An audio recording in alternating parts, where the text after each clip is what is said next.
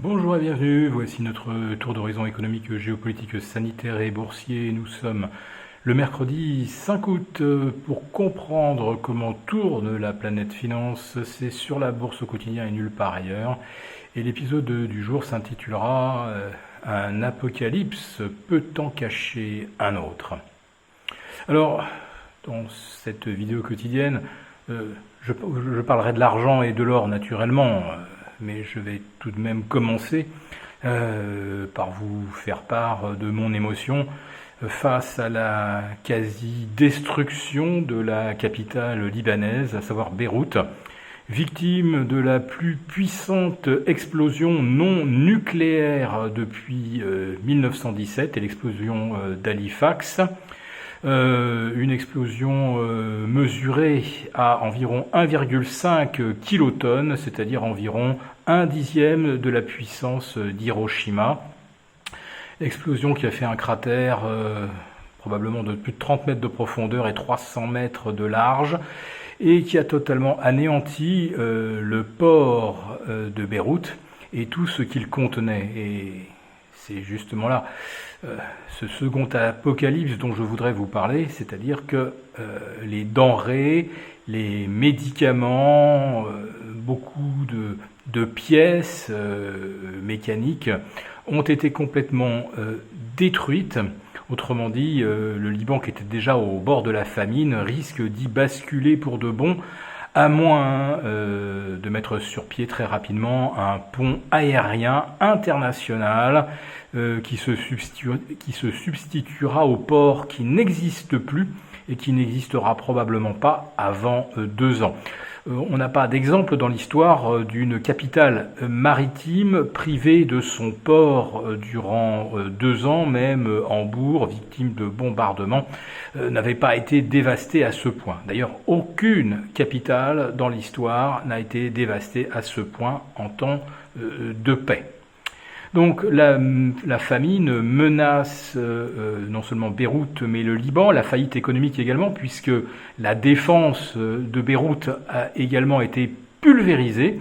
Les tours qui se situaient dans un périmètre de 500 mètres à 1 km autour de l'explosion, ces tours sont totalement inutilisables, complètement dévastées. Il n'y a plus de quartier d'affaires à Beyrouth, il n'y a plus non plus de quartier touristique, de loisirs, etc. Donc, on se demande effectivement qu'est-ce que le monde peut faire pour Beyrouth. Alors, le gouverneur de la ville estime à 3 milliards l'ampleur des dégâts. Or, 3 milliards, c'est seulement 1 millième de l'argent imprimé par la Fed. Le PIB du Liban est de 80 milliards de dollars seulement. Rappelez-vous que vendredi dernier, Apple, la valorisation d'Apple, a pris plus 170 milliards en quelques heures. En fait, non, même pas. C'était à l'ouverture. En quelques secondes, Apple a pris l'équivalent de 2 fois le PIB du Liban. Et la capitalisation d'Apple aujourd'hui, de plus de 1920 milliards de dollars, c'est exactement 24 fois le PIB du Liban. Ce que je veux dire par là, c'est que de l'argent, il y en a, et que à l'échelon international et planétaire, si on veut, on peut, on pourrait, que ceux qui détiennent des titres Apple s'en défassent pour l'équivalent de 1% et envoient ces sommes pour la reconstruction du Liban, et le Liban sera reconstruit. Voilà. Donc on va voir si cet argent qui forme des bulles dans les marchés pourrait peut-être servir une fois dans l'histoire, à quelque chose. Je vais maintenant aborder la question de l'or et de l'argent. L'argent qui a bondi de plus de 7% hier vers 26,50 et l'or qui a pulvérisé un nouveau record historique absolu à 2035. Alors, évidemment, aujourd'hui, je pourrais avoir le cœur à me réjouir. Évidemment, les images du Liban, de Beyrouth hantent mon esprit. Et je cite donc cela comme une simple anecdote technique. Mais de toute façon, depuis le débordement des 1910, il n'y a plus grand-chose pour arrêter la hausse de l'or, ni celle de l'argent depuis le franchissement des 21,50 et à plus forte raison des 24. Donc sur l'argent, je répète, l'objectif que vous avez peut-être déjà pu recueillir en suivant nos lives de la bourse de Béchette confidentielle en marge de la bourse au quotidien, et objectif que l'on situerait aux alentours de 36. En ce qui concerne l'or, 2200 semble un objectif minimum à court terme. Alors qu'est-ce qui motive cet appétit pour l'or? Plusieurs choses, bien sûr, que nous vous avons déjà expliqué largement.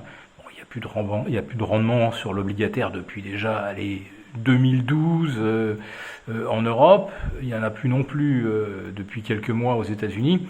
Le rendement de l'argent monétaire, enfin du quasi monétaire, de l'argent à un mois aux États-Unis est de 0,07%, et on est tombé à 0,1950 sur le 5 ans. Autrement dit, pendant 5 ans, il n'y aura théoriquement pas de rendement, pas de rémunération pour les détenteurs de dollars et encore moins d'euros, puisque, vous le savez, les prises en pension sont à un taux marginal de moins 0,50, les Bund affichent moins 0,55 et nos OAT moins 0,25.